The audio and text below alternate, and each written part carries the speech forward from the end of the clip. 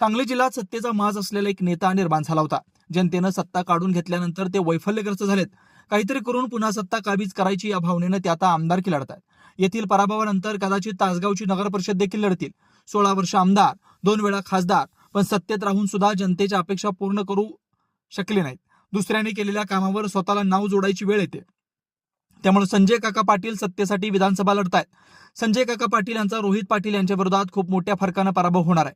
सत्तेच्या लालसेपोटी जनतेने उतरले तरी देखील त्यांना अजून हवाय. इतके दिवस सांगत होते की प्रभाकर पाटील आमदार होणार. जो सत्तेसाठी पोराला बाजूला करून स्वतः निवडून लढतो तो जनतेसाठी काय करणार? स्वतःच्या पोरासाठी जो थांबू शकत नाही हे जनता आता जाणून आहे.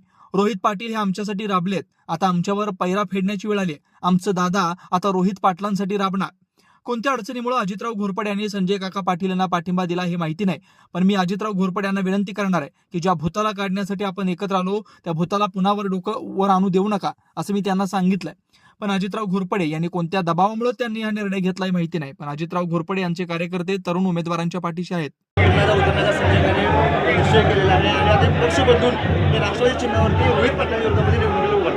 काय झालं दुर्दैव आहे, आपल्या जिल्ह्यात असा एक नेता तयार झाला ज्याला सत्तेचा माज आला होता आणि आता ती सत्ता जनतेनं त्यांच्याकडनं काढून घेतल्यानंतर त्यांनी वैफल्यग्रस्त होऊन आपण पाहिलंय गेल्या काही दिवसात काही महिन्यात त्यांची वागणूक, आणि त्यामुळे काहीतरी करून पुन्हा सत्ता काबीज करायची ह्या भावनेनं ते आता आमदारकी लढतील. पुढे कदाचित तासगावची नगरपालिकासुद्धा लढतील.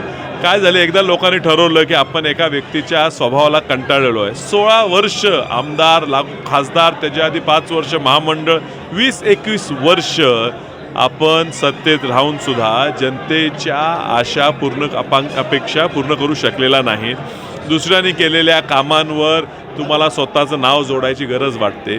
त्यामुळे ते स्वाभाविक आहे, सत्तेच्या लालच्यापोटी पुन्हा विधानसभेला ट्राय मारत असतील. पण ज्या मतदारसंघात ते स्थानिक उमेदवार असून, विद्यमान 10 वर्ष खासदार असून सुद्धा मी बाहेरनं आलेल्या व्यक्तीला आर पाटलांना मानणाऱ्या जनतेने 10,000चं मताधिक्य दिलं. त्या मतदारसंघात आता स्थानिक जनतेशी नाळ असलेल्या अंजनीकरांच्या आर पाटलांच्या कुटुंबातला उमेदवार जो लोकांपर्यंत पोचलेला आहे, लोकांच्या अडीअडचणी समजून सत्ता नसताना अगदी दिल्लीपर्यंत जाऊन ह्या तासगावचा बायपासचा 100-200 कोटीचा प्रकल्प सुद्धा मंजूर करून आणू शकतो. प्रत्येक गावात काम करून MIDC तयार करून त्या ठिकाणी तरुणांना रोजगार उपलब्ध करून देऊ शकतो.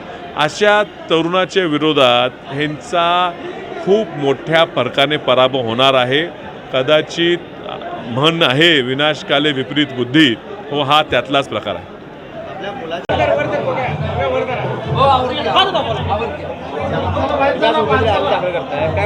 मी माझ्या मतदारसंघातल्या सर्वसामान्य लोकांचा, इथल्या कार्यकर्त्यांचा, पदाधिकाऱ्यांचा मनापासून आभार आहे की त्यांनी आशीर्वाद दिला म्हणून मला पक्षाने अर्ज भरायची संधी दिली. मी पवार साहेबांचा, आदरणीय जयंत पाटील साहेबांचा, सुप्रियाताईंचा, रोहितदादांचा सुद्धा आभार आहे की कामाची दखल घेत त्यांनी मला अर्ज भरण्याची संधी दिली. तुमच्या विरोधामध्ये आता माझे खासदार नामांकित उतरत आहेत.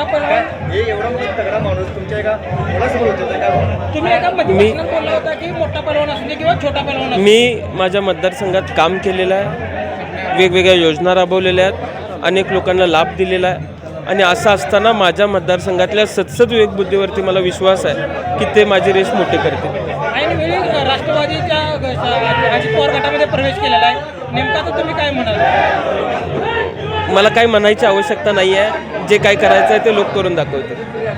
सातत्याने तुमची वडिलांची आणि त्यांची लढत होत होती, आता तुमची आणि थेट त्यांची लढत होते.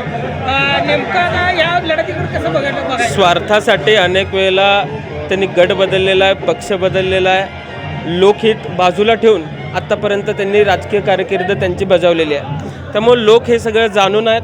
माझ्या वडिलांच्या विरोधात ते लढत होते त्यावेळेस सुद्धा लोक हे जाणून होते, त्यामुळे लोक त्या पद्धतीने निर्णय घेत होते.